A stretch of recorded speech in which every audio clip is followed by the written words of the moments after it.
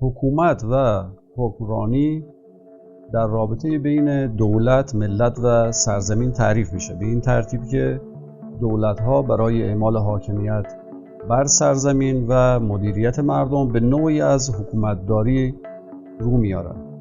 در سوابق حکومتداری انسان بر جوامع میشه انواع و اقسام حکومت‌ها رو نام برد، از حکومت‌های دیکتاتوری و توتالیتر، حکومت‌های جمهوری، حکومت‌های مبتنی بر حاکمیت قطعی دولت.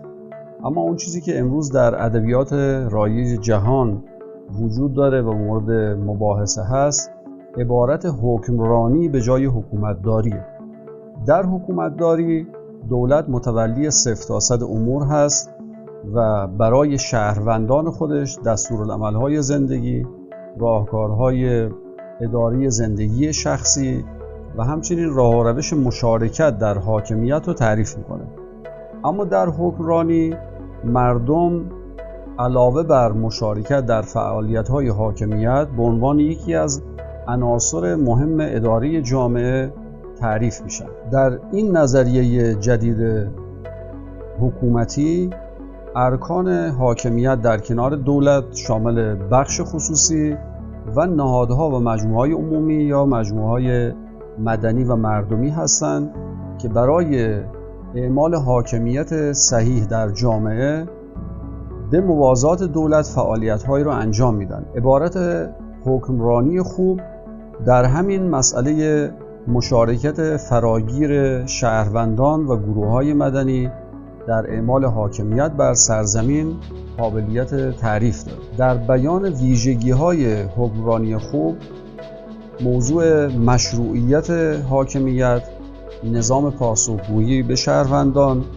نظام شایستگی و شایسته سالاری، احترام به حقوق انسان‌ها و رعایت قوانین، اعمال نظارت به جای دخالت مستقیم و فراگیر در اجرا، تقویت تشکل‌های مردمی و محلی برای حل مشکلات کشور، ایجاد فضای رقابت به جای انحصار قدرت در دست دولت و عمل بر اساس رسالت‌ها نه صرفاً محدود و محصور بودن در چارچوب قوانین و مقررات قابلیت برشماری داره. وقتی که این اهداف و رسالت‌ها رو برای حکومت ما برشماری می‌کنیم، نیاز هست که حکمرانی خوب ویژگی‌هایی رو در خودش ایجاد بکنه. اولین ویژگی حضور و تقویت بخش‌های خصوصی و غیر دولتی کارآمد هست.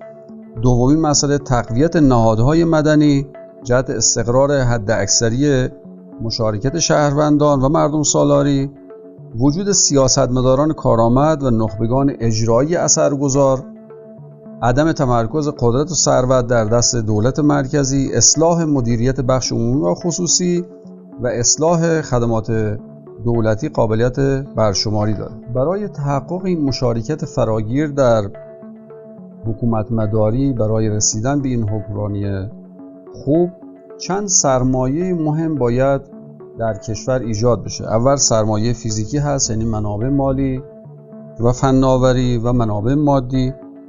دوم سرمایه سازمانی هست و اون هم تشکیل گروه‌ها و ایجاد ساختارهای مناسب، تجدید نظر در فرایند رهبری، آموزش و همچنین فراگیر کردن مهارت‌های مدیریتی در سطح جامعه. سرمایه سیاسی که در اون قدرت، اختیار، نفوذ و مشروعیت تعریف میشه و نهایتاً و مهمتر از همه سرمایه اجتماعی و فرهنگی هست که در اون احساس یا روح اعتماد، دوستی و تمایل به تشریک مساعی و نظام ارزشی مؤثر در مسیر توسعه فراگیر ذکر میشه.